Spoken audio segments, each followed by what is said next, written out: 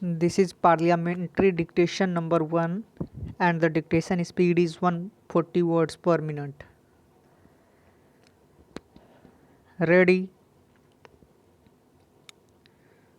Start. Mr. Vice Chairman, sir, the most dramatic event of the last year and perhaps the most significant in the history of free India was the underground nuclear explosion.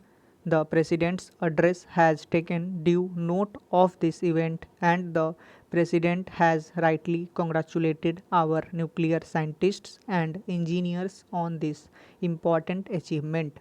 However, a serious omission in the President's address is that he made no mention of the hundreds of other scientists who are working in equally important fields such as agriculture and fisheries, particularly this year when agriculture has become the whole pivot of our national progress.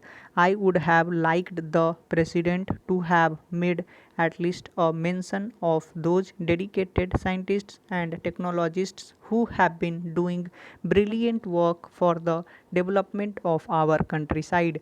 Whenever one visits an agricultural research institute in any part of the country, one is impressed by the dedication and energy of our young scientists engaged in doing the most advanced research in agriculture, dairy, fisheries, soil research, reclamation of desert areas, forestry, all of which are crucial to our development. At the same time, one gathers the impression that there is a great deal of frustration in our scientists today on account of lack of encouragement and the poor conditions in which they often have to work. Atomic scientists are perhaps somewhat better looked after than the other scientists, but on the whole, we cannot say that we have treated our scientists very well. Even today, after all the advance we have made in science, I feel that our scientists have not received the appreciation that they deserve. The majority of them are still treated just like functionaries in a government department.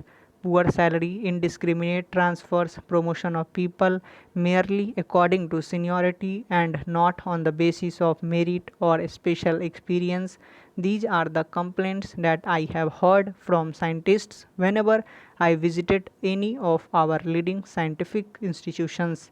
I suggest, sir, that the time has come when we should not only raise the prestige of our scientists community but also substantially improve their material rewards and conditions of work. When I say material rewards, I do not mean just salary. More important is the kind of working and living conditions we provide for the scientists, how far we can reduce their domestic worries so that they can concentrate on their work.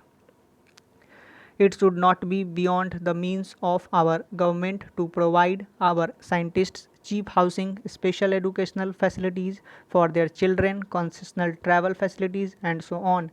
Sir, in almost every socialist country, particularly in the Soviet Union, scientists are treated as the cream of the society. In India, if we look around, who are the elite of our society? Contractors, exporters, advertising executives, and film stars.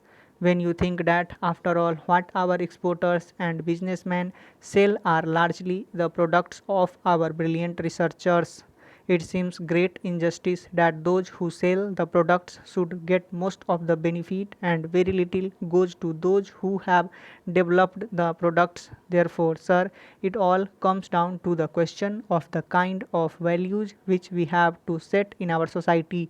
Unless we make a radical change in our system of values and priorities, our progress will continue to be loop-sided and haphazard as it has been in recent years. It has become more evident now than ever that only through advanced science and technology we can improve the conditions of the vast masses of our people who live in the rural areas.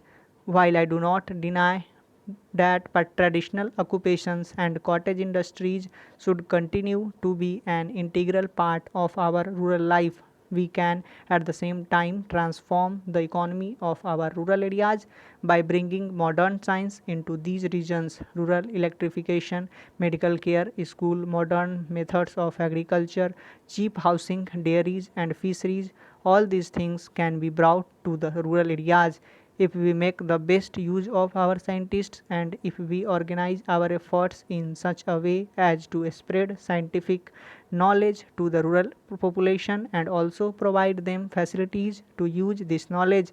Sir, much of the work of our agricultural scientists has not so far spread to the villages. Sir, it is disappointing to see that the President's speech is set in a conventional mold. Many of the new ideas that have been discussed in the last year have failed to get a mention. While the importance of fertilizers, power, steel, coal, and oil is mentioned, I do not see any reference to the use of solar energy, wind power, or gobar gas. I do not think, sir, the dignity of the presidential address would have been in any way impaired by the mention of gobar or the conversion of sewage into useful manure.